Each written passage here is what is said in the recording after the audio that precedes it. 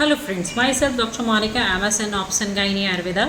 आज हम बात करेंगे एएमएच के ऊपर, क्योंकि एएमएच को लेकर बहुत सारे लोगों के अंदर बहुत सारे अलग अलग तरह के मिथ्स हैं कि एएमएच वैल्यू अगर बहुत कम है, एएमएच का मतलब होता है एंटी मुलेरियन हार्मोन, जो कि बेसिकली ये बताता है कि फीमेल के अंदर रिजर्व अंडों की संख्या कितनी है। जब एक महिला प्रेग्नेंट होती है और उसके गर्भ में पलने वाला या कोख में पलने वाले जो बच्चा है वो फीमेल है, तो उसी टाइम पर अंडों की संख्या निर्धारित हो जाती है। और ये जैसे ही मेंसेस स्टार्ट होता है या महीना आना शुरू होता है, तो धीरे धीरे धीरे एक एक अंडा निकलना शुरू होता है, और जब तक मासिक बंद नहीं होता है तब तक ये अंडे लगातार निकलते रहते हैं।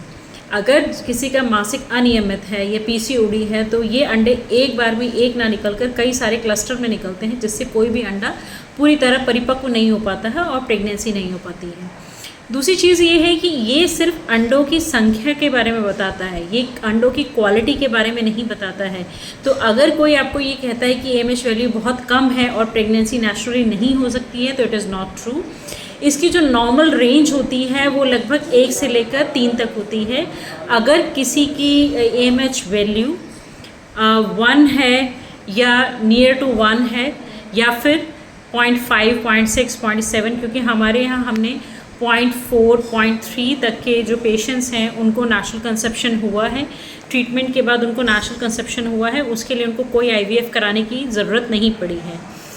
तो इसके लिए बहुत सारे आयुर्वेदिक ट्रीटमेंट्स अवेलेबल हैं जिनको ऑप्ट करके नेचुरल प्रेगनेंसी अचीव की जा सकती है।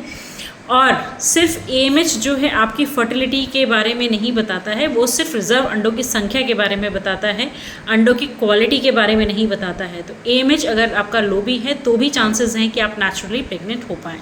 आई hope this basic information will be helpful for you. For more videos you can follow our channel. Thank you very much.